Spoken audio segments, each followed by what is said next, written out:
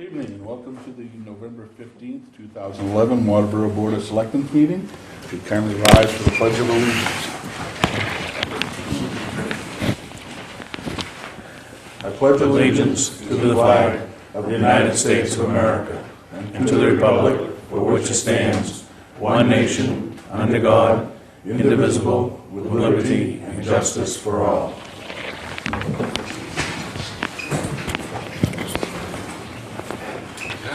More faces out there. That beard's coming in nicely, isn't it? Yeah. Already for Christmas, aren't you? And it will be on maybe till April. Okay. Are there any announcements?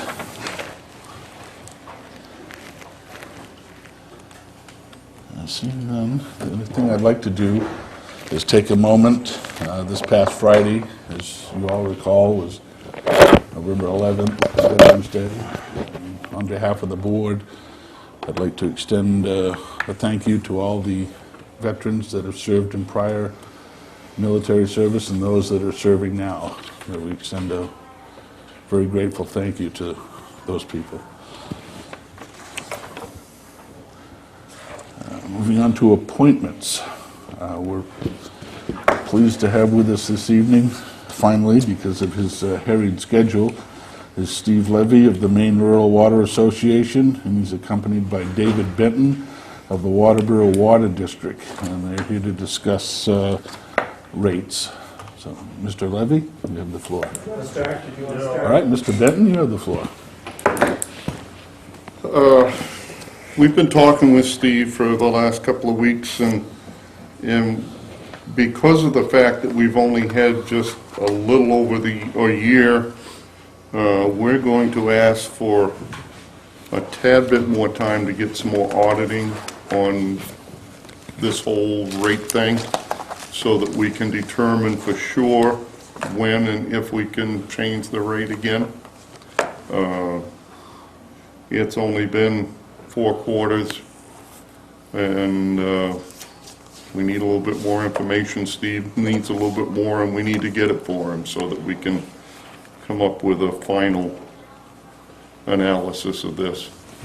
On another subject, I did give you guys the survey that Steve is going to do on the old Alfred Road, which is something that we are also going to get rolling.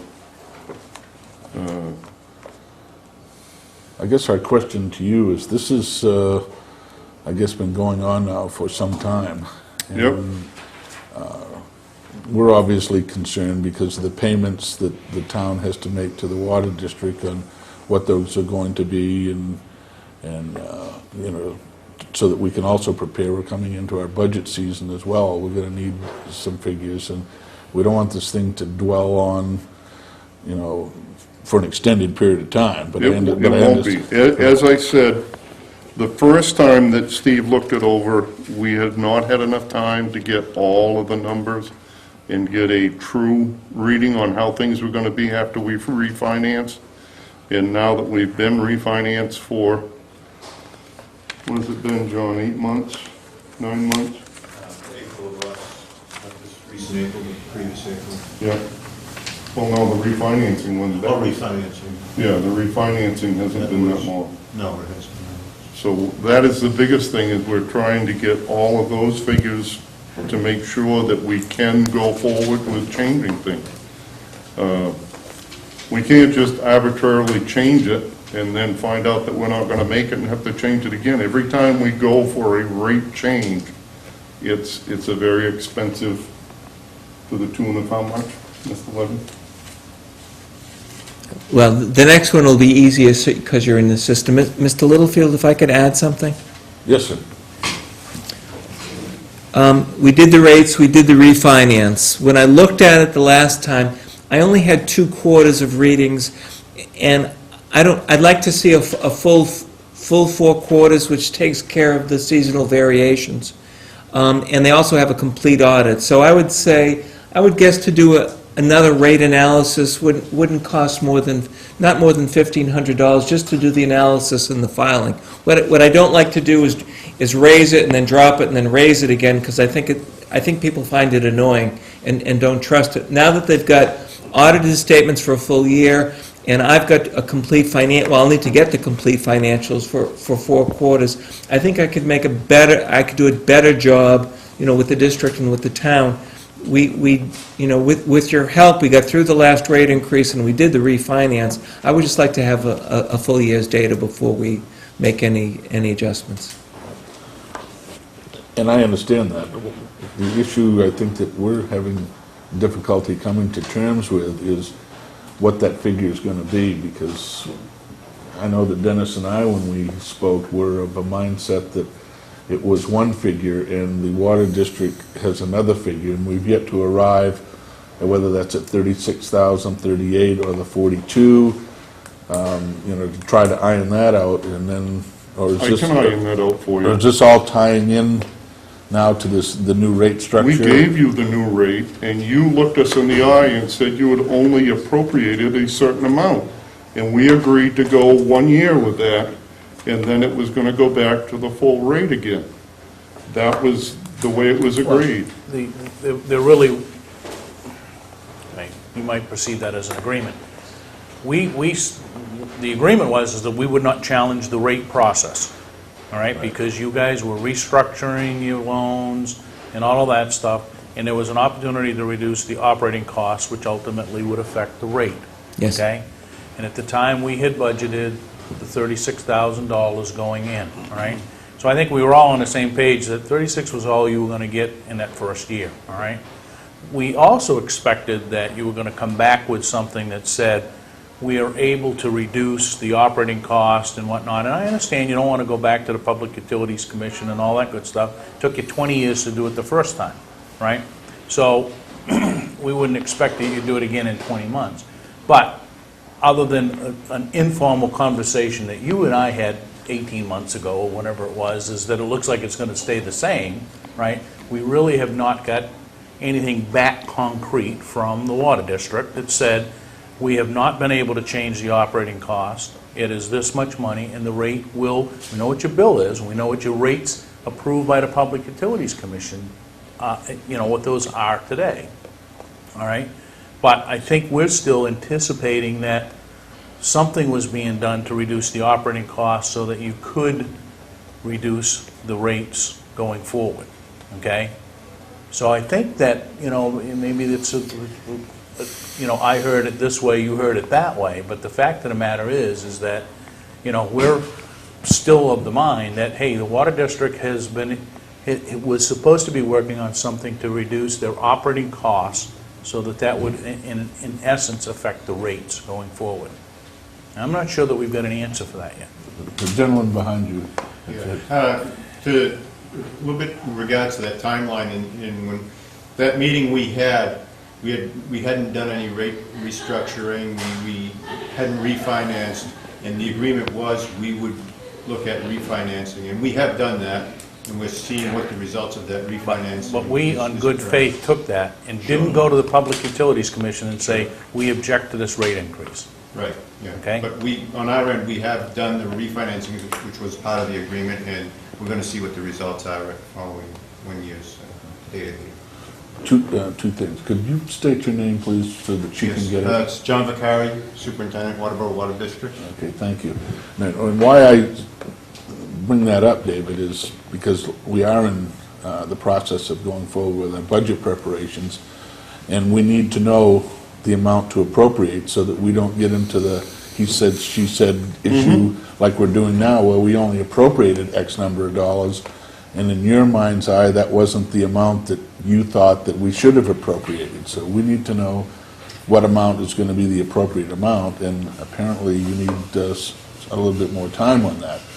The other issue is, I know that it's been extremely difficult for us to schedule an appointment to have Mr. Levy here because of his schedule pressure, and I'm wondering how long it's going to take, to get that appointment again. How long are we going to drag this out? We'll be at the end of our budget season before we can finally get together with them.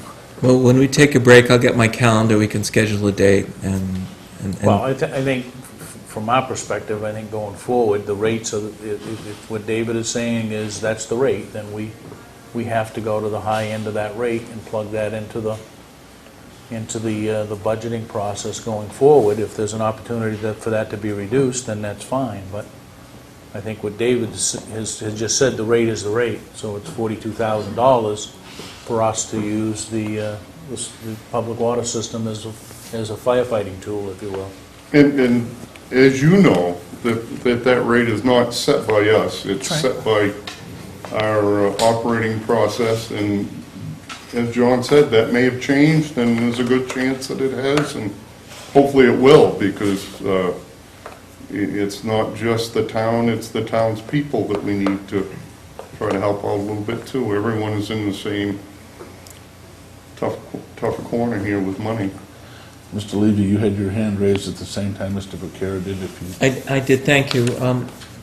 Another thing that I'd like to point out is that when we did the rate case, the new pump station was not online yet, and I think there was another reason why I was holding back, because I wanted a year's data on how much it was going to cost, to run the new pump station. It's always difficult. They tell you how much it's going to be, but until you start getting the bills, that's what it is. And now they have a year's data on electric costs, and et cetera. So I think we'll do a better job of coming back, to the selectmen and to the district about what this place is really costing. The other thing that I wanted to point out is that this is a regulated water utility, and there is a rule called Chapter 690.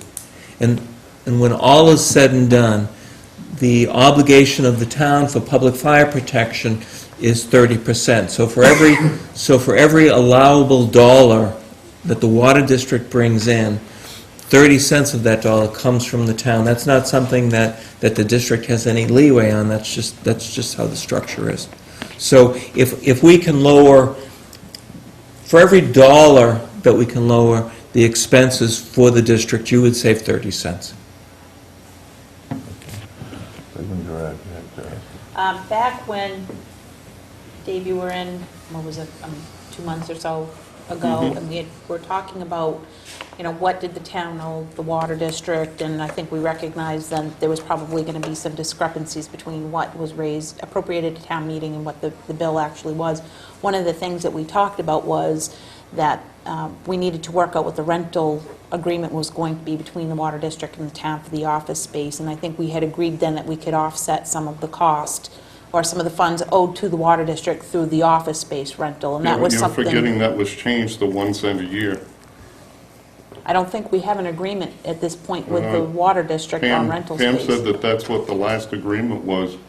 When we took all of the duties for her out of that office, and we bought her own computer and so on, then it changed to, she was under the opinion that it was a penny a year, so. And I think that contract expired a few years ago. I don't think that there is anything in place currently. I don't think we've had another one. And Why I is the think- new one going to be $6,000?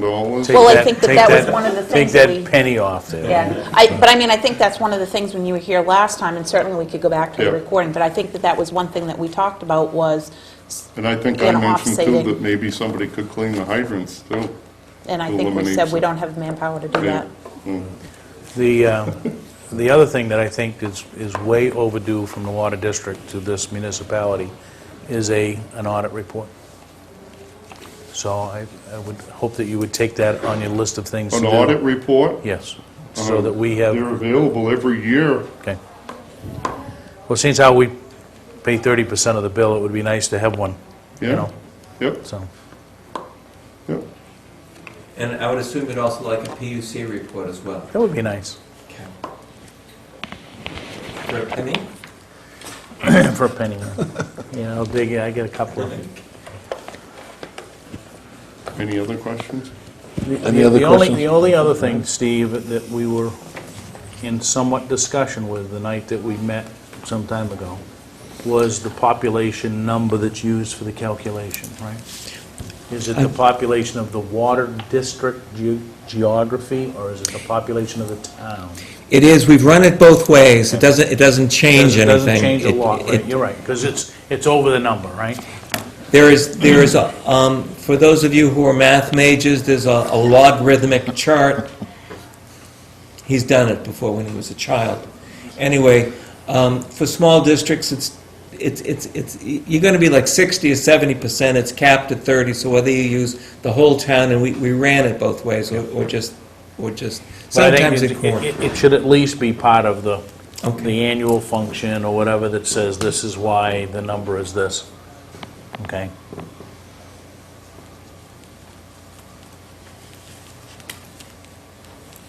Any questions on the survey? Did any of you look at that, and what are your thoughts on it? And The only thing that I kind of see missing is maybe asking if there is an interest to be on public water. I don't think thought that was was- on there. I think we're missing a page. Oh, we are? Yes, we are. Oh, well, who Oh, took okay. it to be printed? Me? Yeah.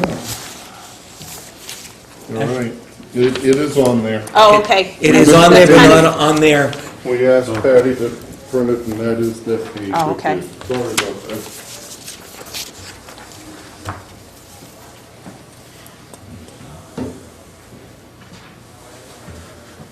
Okay. So we have copies so that we have the whole. Christina, could you just? Yeah, because Steve wants his original back. Yes, there are several questions regarding money. Just to be clear, the water district really cannot invest in the Maine extension. So they can't take ratepayer money and put it into a Maine extension. That being said, they can work with the town, they can do a number of things in order to make sure a Maine extension happens. So, and you've done that very well here, by the way. I mean, this is,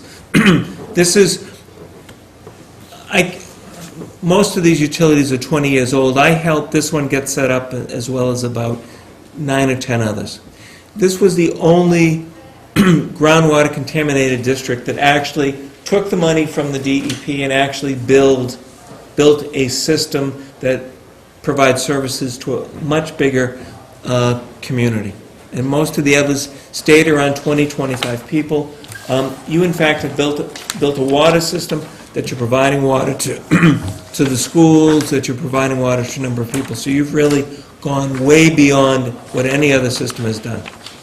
That being said, it's because of that type of partnership. Now, if the town is interested, there are ways of getting money to do an extension. However, the district doesn't have that. The district doesn't have that money anymore. Now, one way of doing it is called the Community Development Block Grant. I would say, given your history, it is iffy because it's income driven. The Economic Development Committee actually looked in to see if we would be eligible for that for another piece, and it doesn't look very promising. It's not a place that I would. There's survey work. There's a lot of work. I think you're too affluent here. Yep. Not that you're rich. Well, but- we had one originally, which would actually put in all the curb stops. Yep. Right? And that was, because that was back in the day when this all started, but I'm not sure whether that would carry any weight today, or, like you said, when you start to survey the community, you just go off from that number because of the average income and those kind of things. But at one time, we qualified for that community development block grant. You did. There are a number of towns that used to be okay and they're not anymore. You would have to do a survey of just that area. I drove through a few times, and I was very iffy about whether you'd make it or not. Just, they call it a windshield survey. I didn't get a vibe that somehow this was going to make sense. Could I make one comment on that? When we went for the money for this pump station and the new well and all of that, we actually did a survey, and we honestly could get not enough people to respond to get the lower interest rate on that. We got a pretty low interest rate, but we could have gotten a much better one. And we could not get enough people to respond, and we did it 3 times.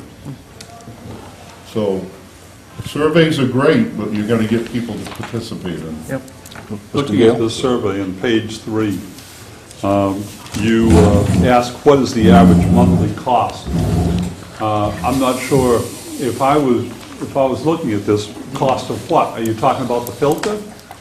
So if indeed you're talking about the filter, you probably should say what's the average monthly cost of filtering your water, or have it as a 10A question. Then the other one is,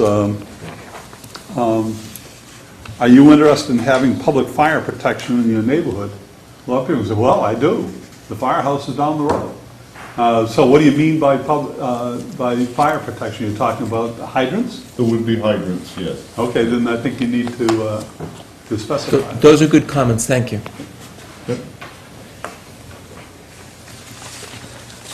One of the big questions, this is about the third draft of the survey, is I didn't know 2 things. Number 1 is, do you want this letter to come from the town and the district, or just the district? Because I drafted it this way, not knowing. And I didn't know if you are supporting it morally, and in fact, are you supporting it financially? Not that it's not a lot of money, but it is a couple of dollars to do these surveys.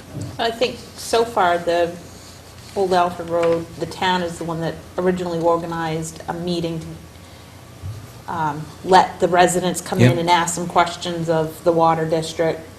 And I think at that time, we kind of portrayed that the town would be sending out a survey in concert with the water district. So I mean, to me, I think it's been a joint effort up to this point, and I think it should stay a joint effort, depending on if the rest of the board agrees to that. That's my feeling on it. Okay. Then I did it right, good. Are you willing to share some of the expenses of doing the survey? I've got a couple of hours into it, my colleague's got a couple of hours into it. We'll send out the survey, it'll get mailed back, and we'll analyze the data. So I can't imagine it would be more than $3,000 on the very high end.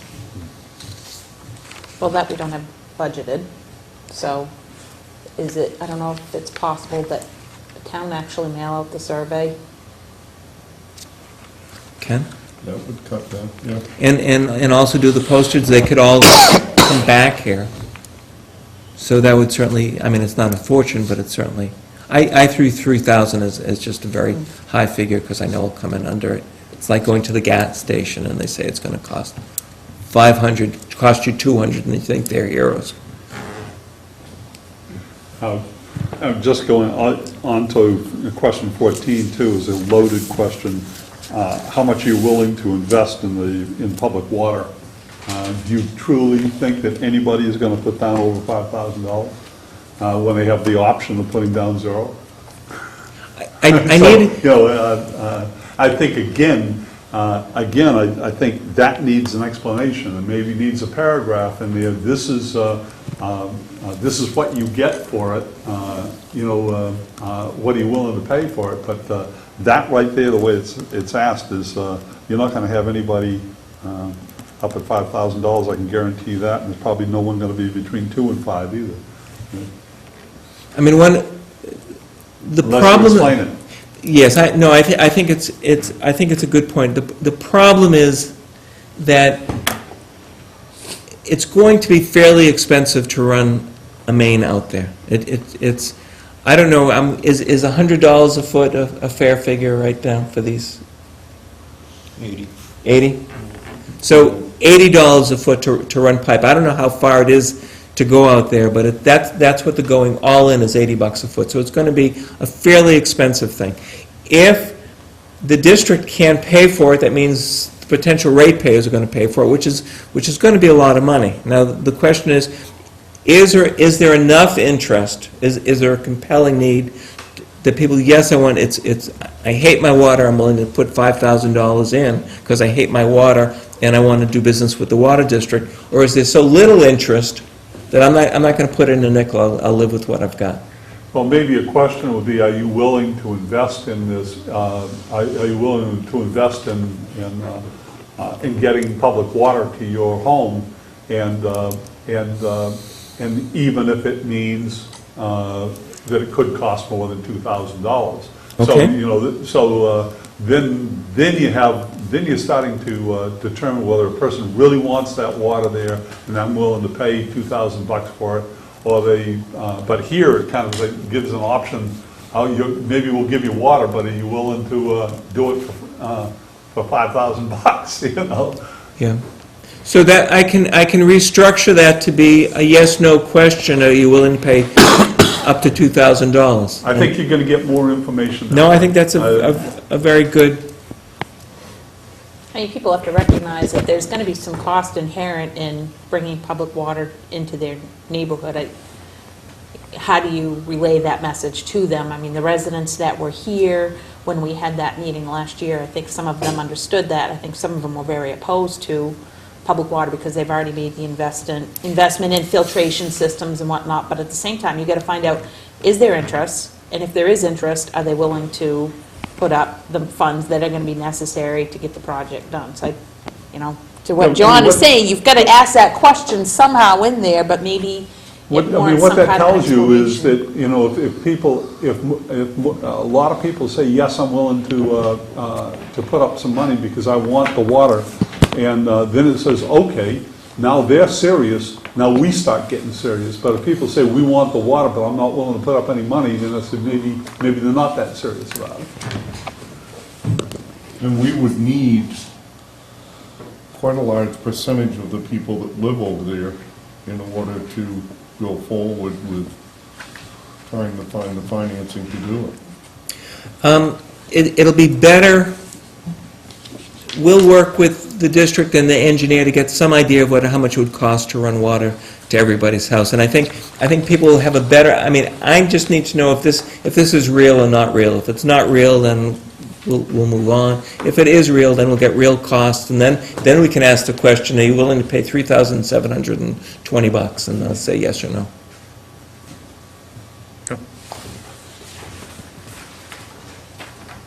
Is there anything more from the board? Anybody in the audience have any question? Do you have any questions of us? No. Thanks for coming. Thank you very much for Thank you, coming. and I'll send my schedule, and then, do you normally meet on certain nights? Tuesday night. That's every Tuesday. Every Tuesday? Every Tuesday. Whether they want to or not, they come. Okay. Yeah, I work, my territory goes from the Canadian border to the New York border. So I'm out 2-3 nights a week, so, We're fortunate, our boundaries are substantially, no, I mean, I'm fortunate, I only have to drive an hour to get down here, so I'd rather do this than Holton. Okay, well, thank you for having us. thank you for, Thanks. thank you for coming. Dave?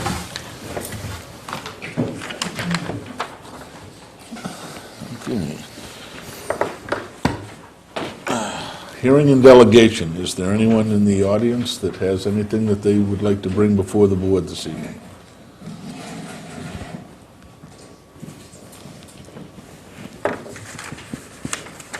Seeing nothing, we'll move on. We have some correspondence from a letter from the York County Commissioners regarding funding for sheltering and other outside provider agencies. We have Representative Libby's e-newsletter. We have a routine notice from Time Warner Cable regarding broadcaster agreements. We do have email from Ken Cole, the town attorney, regarding discontinued and abandoned roads. The budget reports from the treasurer are available. Those things you may be able to get a copy of from the town administrator. The next two items are regarding private information, regarding personal property tax collections and abatement applications. Those are protected by statute, and you wouldn't be able to have copies of that. I do have an email from Mrs. Parker, Lisa Parker, she's inquiring of the Board of Selectmen if there's anything that we can do to assist her in having 7th and 8th grade basketball, and that has been referred to the Parks and Rec director, who I understand has been in conversation with some recreational leagues where Waterboro has been invited to join a league that plays Bonnie Eagle, Gorham, and a few other close towns that are in the 7th and 8th grade range. He is going to be making contact with Mrs. Parker, and if there are other parents out there that have children in that age group that want to find out about that, they're certainly welcome to call Director DeAngelis and get that information from him. Does he realize that he is operating within a given budget? Yes, but this is, I believe, from speaking with him, is a self-funding Pretty much. venture. Okay. Doesn't cost anything to create another. Report, Selectmen's report. Is there anyone that has anything they'd like to bring forward? Yes. First of all, we talked about having a public budget planning night. Christina did a great job putting together an ad that we can take care of running now. And she also noted that that just happens to be the same date and time as the Finance Committee's December meeting. So actually that'll work out pretty good that we can get the Finance Committee to participate in that as well. So, we'll get that completed here hopefully this week, I think.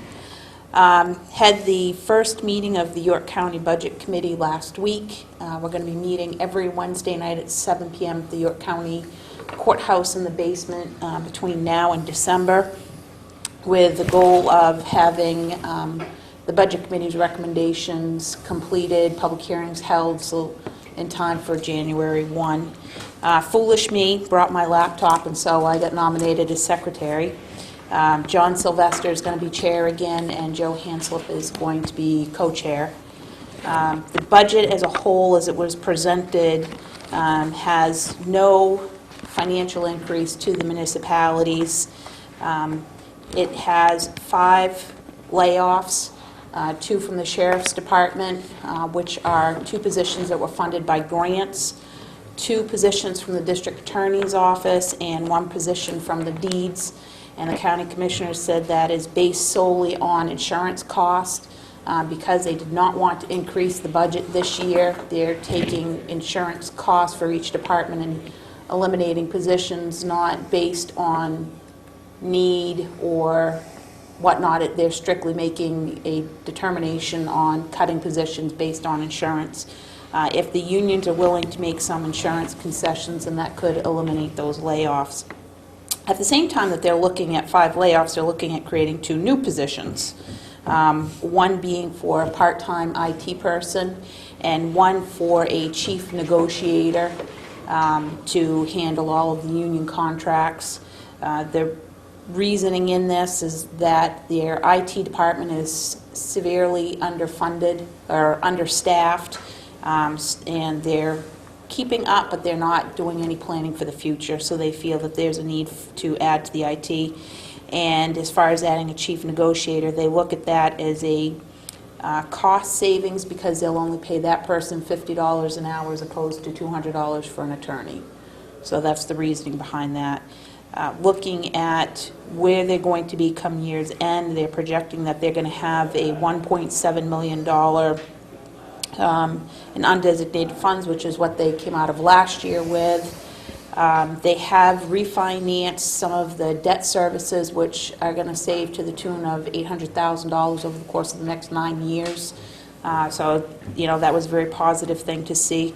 And the other positive is that the old jail has been refurbished into office space. EMA is going to be taking over office space there, but the building is going to be called the York County Government Center. And once they have the building completed, there'll be open meeting space there for any municipality to use free of charge. It's for government entities to use free of charge. I don't know if they're going to charge if there are other non-government entities that want to use office space, but they see that as municipalities are paying into government taxes, which are going to be paying for the funding of this building, so they're opening it up to all the municipalities for use. Now, is that a part of, maintaining that building to me is expense, Yes, and we're paying for it. yes. So how are they saving money? The EMA office is being, that building is being raised. There were so many costs that were going to be incurred bringing the building up to repairs that needed to be done, that it ended up being more financially feasible to move into the old jail and refurbish that. And then they're looking potentially in the future of maybe a revenue source by fixing the office space up and potentially leasing out some office space. So right now, they're able to get rid of the EMA building, which was falling apart, move them into a better facility, and then maybe in the future get some revenue off of it. Well, I guess I would like to see a financial report on that development requested by us. My sense is, like anything else, they probably got federal monies to refurbish that building. They did because get EMA some is going in there, yeah. so that was the hand in the glove that, Yeah, I think EMA got some significant grant monies. Well, I'm sure they did, but you know what? Those grant monies end. And they're cutting positions, they're cutting the food pantry, the town's going to pick that up. And like most government agencies, they have their own agenda. And I would like to see what they're spending it on. I do have a copy of the audit that's completed that I'll share with the rest of the board as well. yes, John? Couple things. Last Friday, Veterans Day, call came in from 911 for a hunter out in the woods that had fallen, that had broken his leg. Actually, it said hurt ankle, and found out that I guess it was a compound fracture. But anyway, call went out, and response 2 people. Second call went out, didn't get more people. People were not available Friday. The bottom line is here, Todd Abbott, from what I'm going to see if I get this right, Todd. Heard the call, went next door to FM Abbott's. They took a brand new ATV and went to the rescue on that. Without, I mean, and got the person out of the woods. So that is just some real good citizenry right there. Realizing that there's a need and not thinking about, geez, you know, this brand new $10,000 piece of equipment or whatever it is, you just devaluated it because you took it out in the mud and possibly scratched it up, but you just did it. And so I feel very fortunate to have Todd and FM Abbott Company there to respond. So that's the first thing. Did I get that right? Kinda? More credit is due to FMF with our equipment, because if it wasn't for that piece of equipment, we wouldn't have made it there. But I was just a driver. Then I was at the recreation meeting last night. They are in full swing with basketball. They've got about 120 students in 3 different age levels playing. They had a Thanksgiving dinner for elderly that was very successful, excellent food. Fire department was handed out things to the people that went to the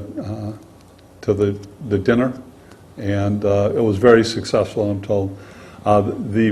They're also taking a group of seniors to the Portland Stage Company coming up. So talking with Mike, and Mike is saying that financially, things are going pretty well. And they're actually bringing in more money than what they expected. And my thought is this, as we get into the budget season, one of the things that's happened in the past couple of years that we've felt very uneasy about, and that is in order to balance the present year budget, we have done that on income coming in May and June for summer programs. So in a sense, what we're doing is balancing this year's budget on next year's revenues. Not good. If the recreation department continues on bringing in extra revenues, I think what we can do is carry forward the camp expenses with the money that we've collected for the for students to attend camp in May and June, and have that money go into the same year that it's being expended. So anyway, and we talked a little bit about that last night, and I see that as should be a part of a goal next year is that we're not doing any deficit spending, so to speak. So that's there's really a need for more people, more participation in rec department. So for parents that have young kids that are, or anybody else that's a user of recreation, you're interested in being on that committee, get your name in. David? Nothing. Just want to expound a little bit on John's first comment. I had that printed up, and this was a 60-year-old gentleman that was out hunting. He had just left his tree stand and was walking back to his ATV, and when he stepped in a hole and twisted, it's what they call a boot fracture, and it broke one of the bones. He is home right now. It hasn't been set yet because of the extensive swelling, but as soon as that gets down, they're going to be setting that bone. He said he's going out hunting again with a cast on. He said because the doctor's not going to keep him down. But hopefully he won't make this a third time, because the hole that he stepped in was the same one that he stepped in last year, apparently. But it was a brand new Polaris Ranger.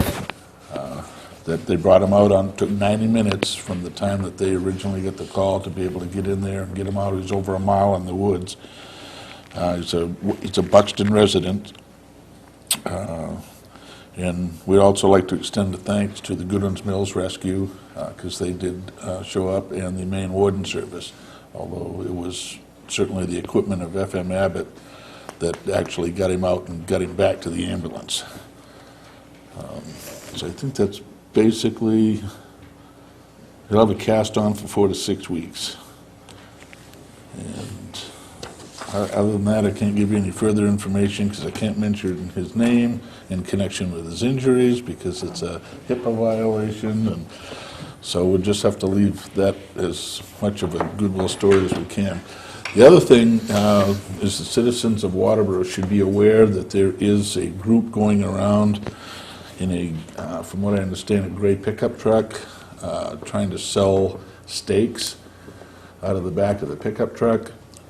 There's been a few comments of them being a little aggressive in their sales tactics, to the point where they've been banned from a local store here in town because they harass the employees of that store.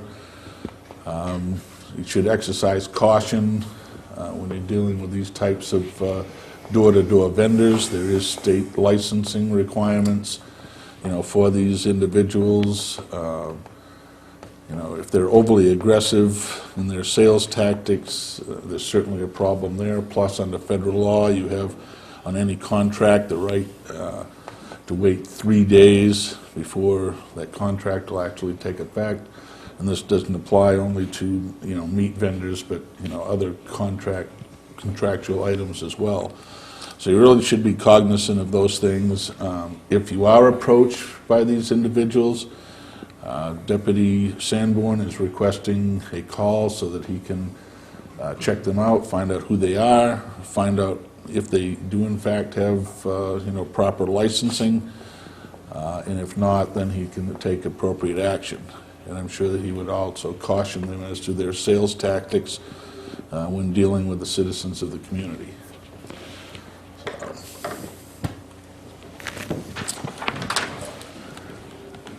Town administrator is not with us this evening. She was at a training class and is probably en route back. We have our next report is from General Assistance, who is gone. But I do have a report from that. The first quarter, there were 48 cases that were handled by the General Assistance Office, and a total of 107 people were provided with assistance, and it totaled $16,901.92. Of that, $13,169 went for rent, $988.70 for oil, $319.75 for food. Just offhand is HP. I think it's heat or propane. Heat or propane? Okay. Home personal. Home personal, that household personal, yeah. $690.35. Central Maine Power, $1,527.63.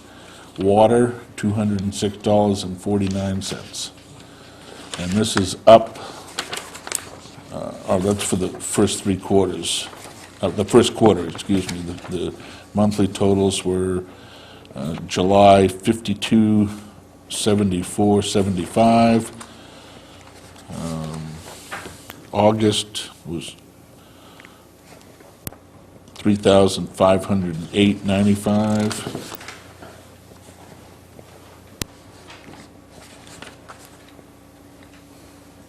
Excuse me, I read the wrong line on that. It's $7,017.89. And September was $4,609.28. We have been reimbursed in the amounts of $23.04, $35.08, and $26.37 by the state, who has an established threshold in Waterboro of $219,435 for general assistance.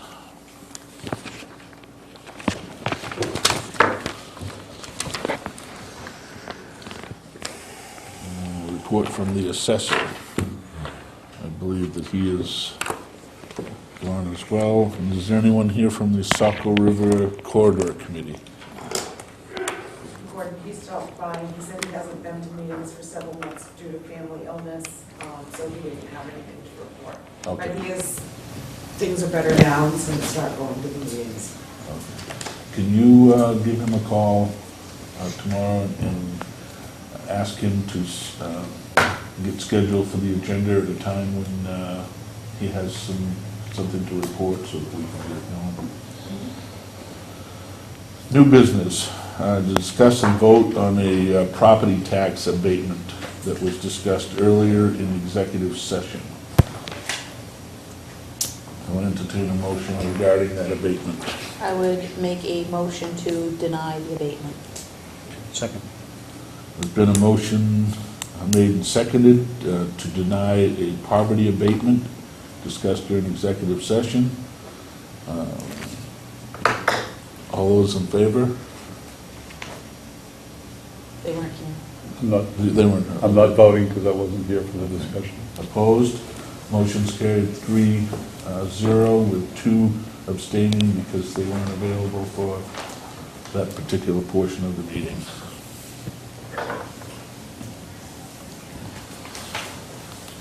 Discuss and vote on culvert replacement on the Weber Road and the Logan Circle issue. Is there anyone from the Road Review Committee road commissioner, or? I know they had another meeting at 6 o'clock this evening. Okay. They were meeting with the CEO. I think the major issue there that was where else on the road budget is the money coming from? Yeah. And so if we, if the road commissioner and the road review committee says, this is a piece right here, this is more important than this budgeted piece here, we want to move this money over, then I'm definitely for it. Yeah, if I remember right, the question from last week was raised, how much it's gonna cost and where's the money coming from? And I don't think we have an answer to that this evening. I would make a motion that we table this until we have those figures. Second. Motion's been made to table this agenda item until we have sufficient information to be able to act. All those in favor? Opposed? Motion's carried.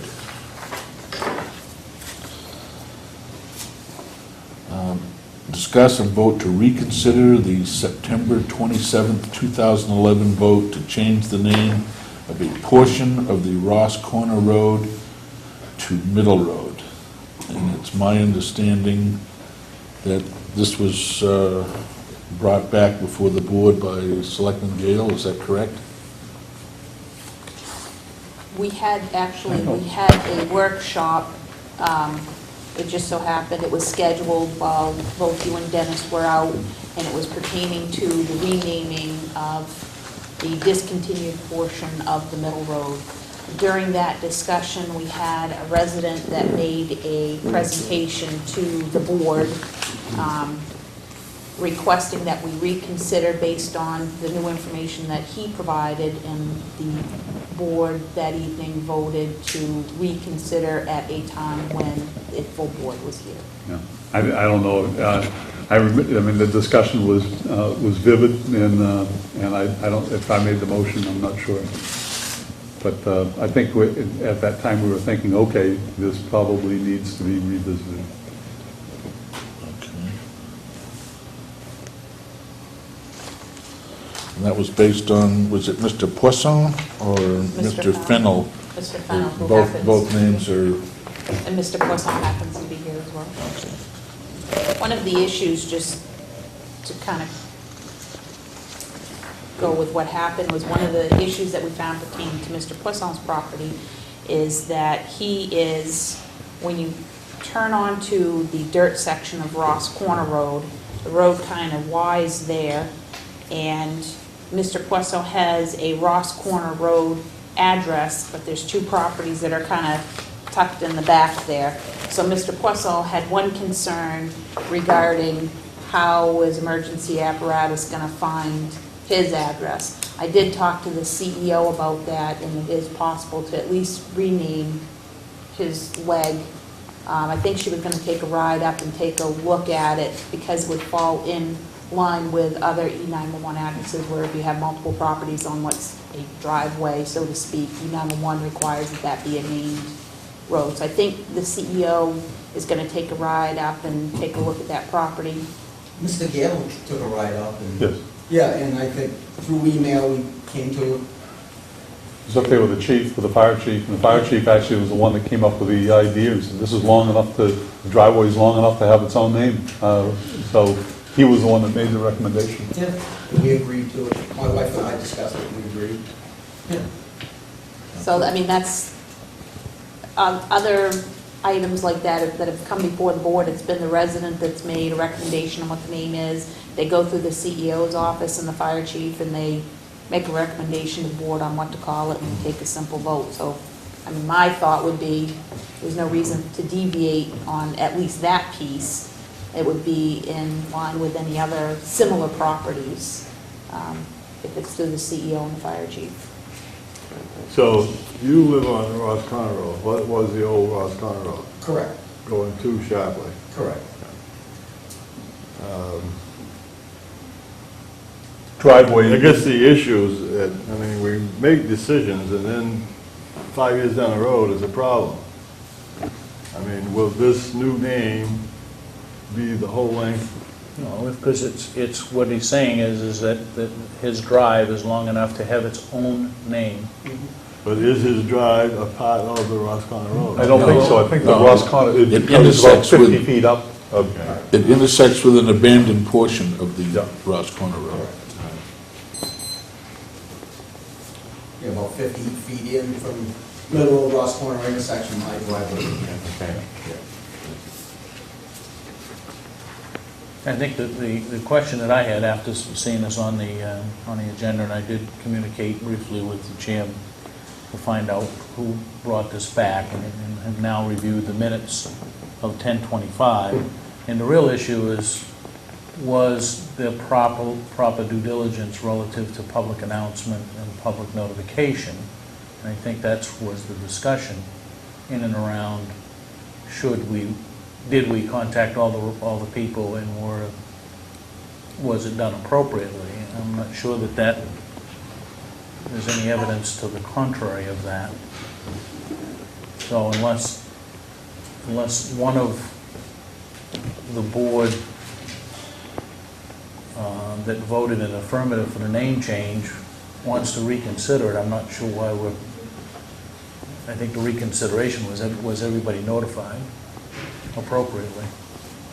At least that's the gist of this. Well, my concern was Mr. Porcello, okay, Yeah. where he was, and was that gonna leave him in a lurch, you know? I mean, I didn't even know he existed until, I think you came in after the first meeting we had. Yeah, I came to the first one, the second one, I was Okay. notified. Okay.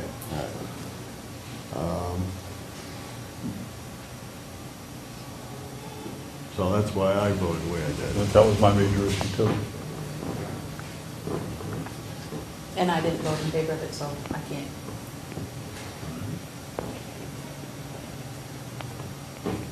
So the resolve now is that it's a separate issue from Mr. Poisson, and therefore it's moved, the vote stands. So the vote was that the middle road from Southwater Road is gonna run all the way to Clarksbridge Road, Right. right? Yes. And that still leaves Leaves the the old, The Middle Middle Road Road extension. extension. Not Middle Road extension. There is no Middle Road extension. Right. That dirt portion is the Middle Road. I think that there's some confusion that people think that the discontinued portion of Middle Road is Middle Road extension. It is not. It is Middle Road. Right, and there was a subsequent public hearing to talk about renaming that discontinued portion of Middle Road, correct? Correct. Right. A workshop. A workshop, Yeah. right? And that would be when Mr. Fennell came in and asked that the vote be reconsidered based on some historic information that he had, and his recommendation was to change it to, I believe, east and west, Ross Corner East and Ross Corner West, leaving Middle Road as Middle Road. And then Mr. Poisson's concern about the way that his driveway is located. Well, the vote that stands, right, is that Ross Corner Road will only be that section of road from the corner, or the unimproved piece of Ross Corner Road, through to Ross Corner, basically. That will remain, Through to Long Causeway. right, along Causeway. Or with the West Road, right Right. intersects with it. So that will remain as the Ross Corner Road. The vote that we had was to rename or identify Middle Road as going from the West Road all the way through to Clarksbridge Road. And then there's been a subsequent workshop, right, relative to what was going to be done with the remaining piece of the unimproved portion of Middle Road. And I'm not sure that we've come to conclusion with that. Is there any recommendation, or, other than there was a workshop, correct? Well, it certainly cannot remain Middle Road. True. I mean, it would be in the same boat we're in right now with Ross Corner Road. That needs a name. The As last, of January 1st. Yeah, so I guess, Why- Okay, the suggestion of Mr. Fennell on Ross Corner East, Ross Corner West, or North, or whatever you want to call it, I mean, does that not have any merit? No. I think the discussion that we had with the fire chief the night that we was here, the discussion or the feedback that we got from the state was that there's one paved way through that section of Waterboro, right? And it should all be named the same road. I mean, that was kind of what drove, I think, all of us, or at least 4 out of the 5 of us, the night that we had the vote to rename it. I'm not sure that changes anything now, and I guess my only comment is how did we get here where we're going to reconsider it? And I don't believe there's a motion to reconsider it other than by the board, because it would have to come from one of the 4 of us that voted in affirmatively that we rename it. And it wasn't a motion to reconsider the name, it was, let's put this off to discuss it when the full board is in place. I think David was interested in exploring Ross Corner North, East and West, I think after you heard Mr. Fennell's presentation. I know that was something you were kind of interested. Yeah, and I was concerned about Mr. Porcelli, you know? My concern was I'll be the only dwelling on Ross Corner Road on the Waterboro side. Yeah. So it kind of left me alone. Yep. But, you know, if, through the fire chief saying I can name my own road, my own name, then my wife and I agreed that would be okay. But at the time, I was the only dwelling left on that end. And if I called 911, what would happen to me at that point? I don't know. So I think yours is kind of the easiest fix Yeah. Yeah. of everything. I'm It sorry. sounds like that's already, Yeah. But Already at in that the time, works. a couple of Yep. weeks ago, that was the problem. Right. and then as far as, I think we kind of got lost in the workshop a little bit on names for the middle road, the discontinued portion. I know that there was a couple of suggestions, including Old Schoolhouse Road. I think Henderson Brook there was some recommendations for that and then some against. And I don't recall. Middle Road. Old Middle Road, that was the other one. So that's where that workshop ended. It appears as though from the minutes that a number of other red herrings, I guess, appeared. There was certainly some discussion apparently regarding conflict of interest, some bad blood, so that now we're starting in getting. I think we It tried to looks as shut though- that off. Yeah. Because we want to, I think we've tried to maintain right from the outset that we want to try to do this as fairly as we possibly can, and at the same time taking in of paramount importance public safety. Yes. Basically, Would- wasn't it brought up Would because you mind coming up to and identifying yourself for the record, please? I'm Kendra Staples, I live on 177 Ross Corner Road. My understanding was when this was first brought up by Todd Abbott, it was due to safety concerns. I do know that time and time again, if any of you use GPS, every time that I put my address into a GPS, it shows Shackley. It doesn't show North Waterboro. When we have to tell people where we live, we have to give specific road directions to get to North Waterboro. You know, the only people that would come through that would know that it would be, say, referring to the end of the middle road is people that know where Middle Road is in Waterboro. It's off the West Road. Follow it all the way to the end, and they're like, oh yeah, Middle Road. I'm like, well, it's not really Middle Road, it's called Ross Corner Road. So, time and time again, when you put it into a GPS, it still comes up Shapley. So when you call rescue, if you don't say North Waterboro, they're not going to come. You know, they're going to go to the other end of town. So I think that's one of the biggest concerns. My husband and I don't have an issue with what the name will be. It's not really a problem. But when we heard some of the discussion about the workshop, and somebody suggested they wanted to put a stop sign in the middle where the two roads intersected, or, my husband and I both have pulled a school bus into our driveway. Now, the only reason, we probably have, there's a couple of knolls coming from North Waterboro end, and I can see pretty well because of the height of the bus. The only reason people stop is because of the size of the bus. They're usually coming over that knoll at least 45 miles an hour. Trying to pull out of our driveway, we have a turnaround in our driveway, and our adult children even get caught even when they're pulling out, not backing out, because people are traveling at high rates of speed. But trying to say that we can put a stop sign at a specific corner, that's not going to solve the issue.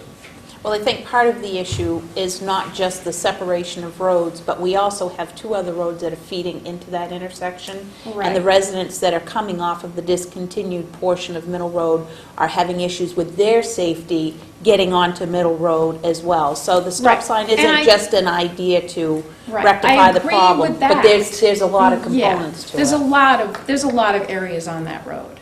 But I think the main concern in regards to your vote was the 911 issue. And we've always had that also. So I guess that's just all I wanted to say. If that's what it falls back to, then maybe some, like you suggested, it should be all, because it's tarred all the way through. There wouldn't be this issue if it wasn't tarred. I mean, they did that 8, 10 years ago. They tarred the road all the way through from Middle Road to West Corner Road. When it was dirt in the middle, from Bachelor's dwelling to, I want to say Elliott's, that was all dirt. People knew the difference in the roads, because Middle Road ended. There's an idea. We can Just pull tear up the- part of the... tear the stuff up. Yeah, tear up part of the pavement. Boy, that would be some cost savings there. You know, when they tarred it, everybody's like, all right, we can get from North Waterboro to West Road, going all the way through Ross Corner and Middle Road. But when it wasn't tarred, people had to turn around. So they knew what the road was. But now that it's all one road, there's a huge confusion there. Plus, there's way more population. I think if we go back to the discussion, you know, you can pull up the 9/27 meeting minutes or whatever, I think what we really looked at, certainly from my perspective, was, you know, both from the state 911 folks and the fire chief and certainly everybody else that chimed in relative to the safety aspect is that it's one throughway. And that was the vote that was taken, and unless there's, I guess, a move on the board to reconsider it. No, I agree with Middle Road, all the way through, okay? My concern was primarily with him and not creating more problems down the road. So, Yeah, but that's the issue, and any kind of work done there for sight lines, that's a whole different issue. Yeah, that was Which is But being then resolved. then the other Right. thing is, yeah. So I guess the issue is there any change in the action that we took 2 months ago, a month and a half ago? And I guess from what I see, is leave it be. But there's still an issue of renaming the old Middle Road. And that's We need to come an up with a public ongoing hearing. issue, right? I mean, there was a workshop. I'm not sure what came out of that other than more questions about the previous decision.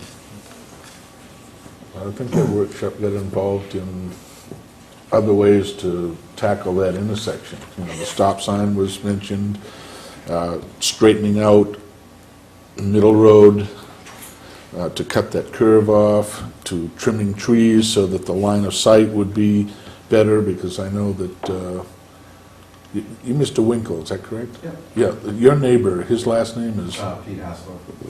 excuse me? Hartford? Hassler. Hassler, yes, thank you. He, I guess, is in the wood business, and when he tries to make a left turn coming out of the discontinued portion of McLucas Road onto what is now known, but will subsequently become the Middle Road, but what is now known as Ross Corner Road, when he makes that curve, people coming from the Middle Road and from West Road side could come around that curve, there isn't sufficient visibility that they might end up as, the back part of a truckload of wood. And so, he's certainly concerned about that. So I think, Well, we had another meeting following the workshop, our second workshop on November 1st, where we discussed more in detail the intersection of Middle Road, Ross Corner, and kind of how to, and that's when we started talking about line of sight Yeah. and whatnot. Right. The workshop of October, the end of October, which was supposed to be to rename the discontinued part of Middle Road, morphed into the discussion about Mr. Poisson's property, a presentation by Mr. Fennell, and I think I was fairly clear at the onset of that workshop that we didn't want to get into reconsidering that must have been the 25th. the action that yes, Yeah, okay. that the board had taken, but subsequent to his presentation, then there was a vote by the other two to reconsider, hence that brings us to where we are today. Okay. So as future business, we still need to have another public hearing on the discontinued portion of Middle Road. Is that what I'm hearing? Yes. Okay. And And we we're- had three and we're- suggestions that came out of that workshop. Is that considered to be discontinued because it's dirt? Well, there is a section that is officially discontinued, but that's not, that, just because it's dirt doesn't mean that it's Okay. discontinued. When it's a dirt part of a road, an There's- existing named road, is there a requirement to keep the same name for the dirt section? We can, Or you can... we can- can you can rename basically any do road it. anytime we want. Because I heard you say Middle Road There are a Extension, so number it was of, like... there are a number of dirt roads in this community that when E911 got Right. implemented, stayed the same. I mean, and that, certainly the unfinished piece of Ross Corner Road and the unfinished piece of Middle Road remain the same, basically, just because sections of them may or may not be discontinued. There's the Bennett Hill Road, there's a number Mills of Road. things, Mills Road, that are still maintain those names, even though they may be abandoned and/or discontinued. Thank you. See, one of the issues that I was wrestling with, and you indicated a portion of it, is when you say North Waterboro. Well, where you live is recognized as North Waterboro, but people that live up on Long Causeway, which is the other end of the Ross Corner Road, they also think that they live in North Waterboro because there's no real West Waterboro. So even if you say North Waterboro, you're still confused as to which end of North Waterboro that you're on, and that was, one of the things that I was wrestling with in the public safety We've had aspect. many deliveries also, I mean, when we were building our house, where we've had trucks go up the West Road, because they assumed it was Waterboro. It's where Ross Corner is. Yeah, we were like, no, you gotta come all the way back down and go to North Waterboro.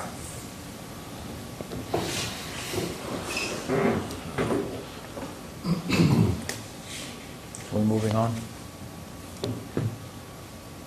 Yes. Can I make a comment? Yes, sir.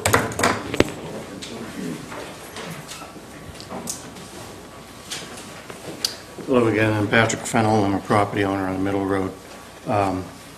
The first proposal that I made with the additional information was considering the public safety for the people who use the discontinued or the dirt portion of the Ross Corner Road where it intersects with the Middle Road. And tonight, talking about the ATV rescues and the hunters' problems, I think we still have an issue as to how is someone going to tell emergency response where they are if they're on the dirt portion of the Ross Corner Road on the east side of Buff Brook. So the reason why I brought up the east-west portion was because Selectman Abbott had said that if anyone had a proposal to rename the entire Ross Corner Road, then someone should submit a request for a public hearing. I have submitted a request for a public hearing for that. on November 4th. You should have all received the email, and that's been sent to Nancy Brandt also. That was to divide the Ross Corner Road east and west at Buff Brook to facilitate residents and sportsmen alike. Then since that original proposal, I'd come up with more information available. That was attached to the email. Some of it historical, some of it practical. So I just wanted to mention that, not realizing the vote was going to be taken that night. It was taken about a little over an hour later when Mr. Abbott suggested if there was another proposal for another name, it should be brought forward.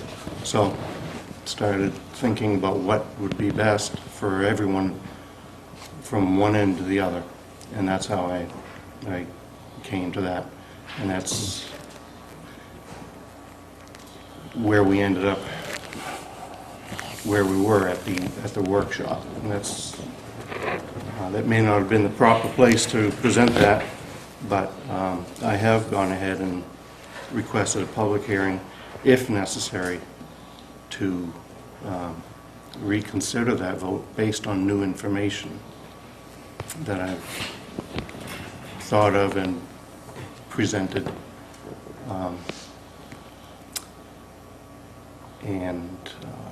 I guess that's all I have to offer at this point.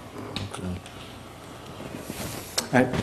And we did find out that you had been working on this for over 8 months, and we didn't realize that, and that's a long time. So I hate to drag this out, but if we're going to do it right. Well, that's what we were hoping to do. That's why we've been very deliberate in Yeah. trying to take into consideration everyone's feelings, and, Yeah. you know, this is a sensitive issue, and when you rename a road, I mean, people take a certain pride in, you know, where they live and what the name is, and they certainly have a lot of, you know, checkbooks and, you know, that have been brought up in deeds and directions, and, you know, they have to change this and change that. And Right. so we try to take all that into consideration. Yeah, I appreciate that and realize that. The second additional information that I had presented in the email that you should have all got, I'm not sure if you did. We did. You did? Okay. They mentioned the people on the Ross Corner Road, if it was east-west, to save them from reprinting their stationery, could put just an E or a W in front of their address temporarily to use up the stationery they have in hand. I know there are some people on Ross Corner Road that do not want the address changed, so this would be try to help them in that part of it.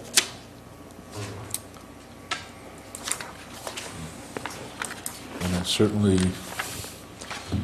understand that, because my background was in law enforcement, and I was around when the whole 911